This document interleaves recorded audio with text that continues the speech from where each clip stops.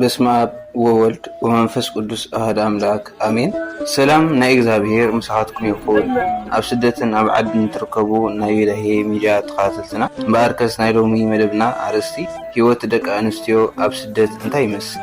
እዚ ርእሲ እዚ ዝመረፅኩሉ ምክንያት ዋላ እኳ ልዕለይ እቲ ህይወት ዝነብሩን ዝፈልጥዎን እንተሃለዉ ግን ኣነ ካብቲ ዝተረዳእንን ዝተዓዘብዎን እየ ክነግረኩም። ህይወት ደቂ ኣንስትዮ ኣብ ስደት እንታይ ይመስል? ደቂ ኣንስትዮ ኣሓትና ካብ ቤተሰበን ካብ ዓደን ተላዒለን ናብ ዓረብ ሃገራት እየን ዝተፈላለዩ ሃገራትን። ስደት ብዙሕ ዓይነት እዩ። ቀዳማይ ስደትን ኣዳምን ሔዋንን ደቆምን ካብ ገነት ናብ ምድሪ። እቲ ካልኣይ ስደት ኢየሱስ ክርስቶስ ምስለ ማርያም ናብ ግብፂ። እቲ ሳልሳይ ስደት ቅዱሳን ብሃይማኖት ምክንያት ካብ ሓደ ናብ ካሊእ። እቲ ራብዓይ ስደት ወዲ ሰብ ካብ ጽድቂ ናብ ሓጢኣት። እቲ ሓምሻይ ስደት ወዲ ሰብ ካብ ሓጢኣት ናብ ጽድቂ ወዘተ እዩ። ክጠቕለል ከሎ ድማ እቲ ሓደ ስደት ንስጋ፣ እቲ ካልኣይ ስደት ንነፍሲ እዩ። ቅዱሳን ዝስደዱ ዝነበሩ ነፍሶም እዮም። ኢየሱስ ክርስቶስ ተሰደደ ካብ ዝተሰደድናሉ ንምምላስ እዩ። ኮይኑ ግና ናብ ስደት ዝወፃእ ኣሓትና ንስጋዊ ናብራ ንምምሕያሽ ከም ዝኾነ ፍሉጥ እዩ። ብፍላይ ብዘይ ሕጋዊ ብባሕሪ ዝሰግራ ኣብ መንገዲ ክንደይ መከራ ክንደይ ፈተና ሓሊፈን ህይወተን ንሞታ ረኪበን እየን ብእግዚአብሔር ሓይሊ ዝወፃ። ቤተሰበንን ባዕልንን ንምልዋጥ ኩሉ ተሸኪመን እየን ሰጊረን ኣብዚ ቦታ ዘለዋ። ምስ ሓለፋ ድማ ኣብ ዝሰርሐኦ ቦታ ክንደይ ፈተና ክንደይ መከራ እናገጠመን እየን ዝሰርሓ።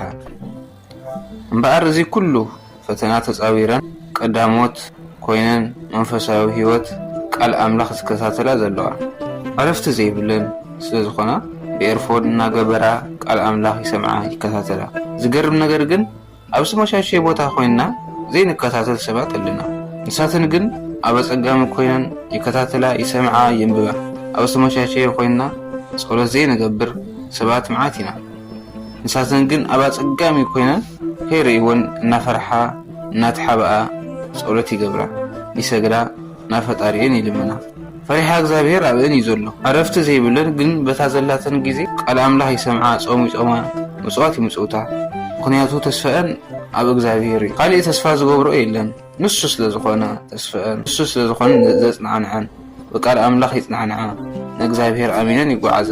እዚ ኩሉ እናሃለወ ናይ ዓረብ ደቂ ኣንስትዮ እናበሉ ዘናሽው ዘቃልሉ ዘይስመን ስም ዝህቡ ብዙሓት እዮም። እዚ ካብ ዘይምርዳእ ዝተለዓለ እዩ እምበር ንሳተን ንባዕልንን ንቤተሰበንን ሰማዕትነት እየን ዝኸፍላ ዘለዋ። ካብዚ ብተወሳኺ ብድኻም ብፈተና ካብ ዝረኸብኦ ገንዘብ ምስ ተጸገሙ ሰባት ዝዕንግላ ቀዳሞት ንሳተን እየን። ካብ ሽምዓ እናመኸኻ ንኻልኦት ዘብርሃ ዘለዋ ኣሕዋትና ንሳተን እየን። ናፍቆት ቤተሰብ ክኢለን ተዓጊሰን ኣብ ስደት ዝበፅሐን ኩሉ ክኢለን እየን ዝነብራ ዘለዋ። ከምዚ ኢለን ቀትርን ለይትን ደኺመን ዕረፍቲ ስኢነን ዝሰርሐኦ ገንዘብ ብዝተፈላለዩ ምኽንያት እናታለሉ ዝበልዑ ሰባት ግን ከበይ ይወሓጠሎም? በየናይ ሞራል እዩ ዓኣተን ዘጽላልእ ነገር ዝናገሩ ዘለዉ። ከይደኸሙ ኮፍ ኢሎም እናታለሉ ገንዘበን ዝለቕሙ ብዙሓት እዮም። ዝኾነ ስሕተት ነገር ሒዞም እውን ገንዘብ እንተይ ዘይለይክቲ ምስጢርኪ ከውፃልኪ እየ እናበሉ እናፈራርሑ መላእ ዘመነን ዝሰርሐኦ ገንዘብ ዝቕበሉ ከም ዘለዉ ይንገር እዩ። ብዙሓት ዝሕዝኑ ነገራት ስለ ዝሰምዕ እየ እዚ ኩሉ ዝብለኩም ዘለኹ። ከምኡ ትገብሩ እንተሃሊኹም ናብ ልብኹም ተመለሱ። ናይ ኣሕዋትኩም ገበና ሓጢኣት እናገሩ እትሓስቡ ሓጢኣት ምዃኑ ተረድኡ። ነውሪ እዩ ከብስሩ እውን። ከምዚ ዓይነት ነውሪ የለን። ካብኡ ዝዓቢ ነውሪ የለን። ሰብ ይሰሓሓት እዩ። ተሳሒቱ ኢልካ ክናገር እየ ከምዚ ክገብር እየ እናበልካ ምፍራሕ ኣፍራሪሕኻ ደኺመን ርሂፀን ዝሰርሐኦን ገንዘብ ምብላዕ ሕሊናን ዘለዎ ሰብ ደም ከም ምስታይ እዩ ዝቑፀር። ቅዱስ ዳዊት ሓሚሙ ጸላእቱ ድማ ንቤተልሔም ከቢቦምዋ ነይሮም። ናይ ቤተልሔም ማይ መን የምጽአለይ ክሰቲ ነይረ ኢሉ ምስተናገረ ኣዲኖን ኣያቡስቴ ኤልያና ዝተባሃሉ ወታደራቱ ነቶም ጸላእቲ ከይፈርሑ ካብ ቤተልሔም ማይ ቀዲሖም ኣምጺኦም ስተይ ምስ በልዎ ኣፍሰሶ። ውእተ ማየ ወኢሰቴ እምኔሁ ነቲ ማይ ኣፍሰሶ ኣይሰትዮን ይብል። ምክንያቱ እቶም ማይ ዘምጽኡሉ ኣጸጋሚ ነገር ሓሊፎም መስዋዕቲ ከፊሎም ምዃኑ ስለ ዝፈለጠ ኣነ ካብቲ ዘምጻእኹምዎ ማይ እንተሰትየ ደምኩም ከም ምስታይ እዩ ኢሉ ነቲ ማይ ኣፍሰሶ ይብል ማለት እዩ።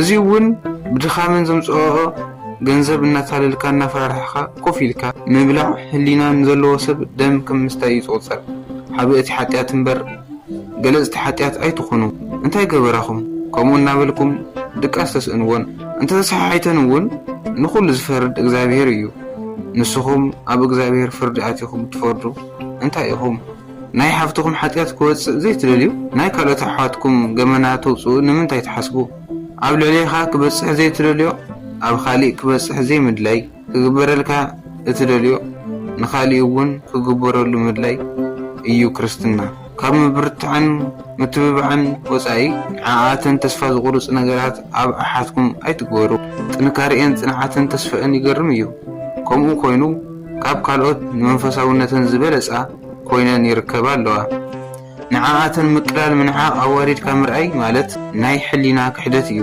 እንዲያውም ክብሪ እዩ ዝግበአን ኣጆኽን ጠንክራ ክበሃላ እዩ ዝግባእ ምኽንያቱ ኣብ ስደት እየን ዘለዋ ተስፋ ዝቑርጹ ብዙሓት ነገራት ኣብ ህይወተን ክገጥሙዎን ይኽእሉ እዮም ብፈተና እውን ክወድቃ ይኽእላ እየን ግን ምጽንዕናዕ ኣጆኽን ምባል ሞራል መሃብ ምምኻር እዩ ዘድልየን ኣነ ልዕሊ ኩሉ ጎበዛት ጀጋኑ እየን እየ ዝብለን ካብ ኩሉ ንላዕሊ ንዓኣተን ልዑል ክብሪ ኣለኒ እዚ ክናገር ከለኹ ናይ ማንም ቀልቢ ንምስሓብ እንተይኮነስ ንሓቂ ንሕሊና ጥራሕ እዩ ስለዚ ኣብ ስደት ዘለኽን ኣሓተይ ፈተና መከራ ክገጥመክን ይኽእል እዩ ተስፋ ናብ ምቑራጽ ዘብጽሕ ነገር ክገጥመክን ይኽእል እዩ ግን ድማ ኣጆኽን ኣነ ልዕሊ ኩሉ ጀጋኑ ጎበዛት እየን እየ ዝብለን ካብ ኩሉ ንላዕሊ ንዓኣተን ልዑል ክብሪ ኣለኒ እዚ ክናገር ከለኹ ናይ ማንም ቀልቢ ንምስሓብ እንተይኮነስ ንሓቂ ንሕሊና ጥራሕ እዩ ስለዚ ኣብ ስደት ዘለኽን ኣሓተይ ፈተና መከራ ክገጥመክን ይኽእል እዩ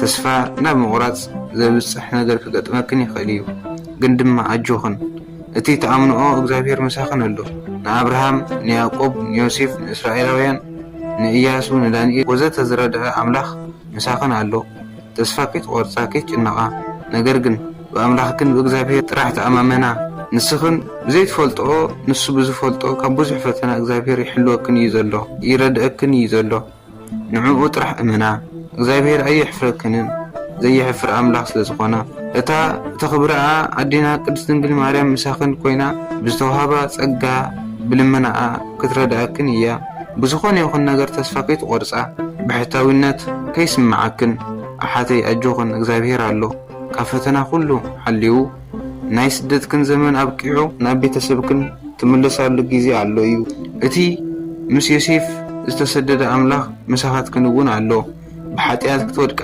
ከለኽን እውን ተስፋ ምቑራጽ እንተይኮነስ ምምላስ ንስሓ ምእታዊ ዘድሊ ኣሕዋተይ ምኽንያቱ እግዚአብሔር ንዝተመለሰ ኢዱ ዘርጊሑ ዝቕበል ኣምላኽ ስለ ዝኾነ ኣብ ዝተፈላለየ ጭንቂ ውሽጢ ዘለኽን ኣሓተይ ተስፋ ከይትቖርጻ እግዚአብሔር ምሳኽን ከም ዘሎ ተረዲእኽን ብምሉእ ልቢ ንዕኡ እመና ክረድአክን እዩ ኣጆኽን ኣሓተይ ካብ መንፈሳውነትክን እውን ከይትለቃ ንንእሽተይ ግዜ እውን ተስፋ ከይትቖርጻ እግዚአብሔር ምሳኻትክን ይኹን ወስብሐት ለእግዚአብሔር ወለወላዲቱ ድንግል ወለመስቀሉ ክቡር ኣሜን ባር ናይ ሎማዓንቲ መደብና እዚኣ ትመስል ነይራ ሰብስክራይብ ብምግባር ሼር ብምግባር ኣብ ዕብየት መንፈሳዊ ሚድያ ትግርኛ በረከት ተኻፈሉ ብኻሊእ መደባት ኣቐጻሊ ሽካዕ ንራኸብ ብሩኽ ቅንያት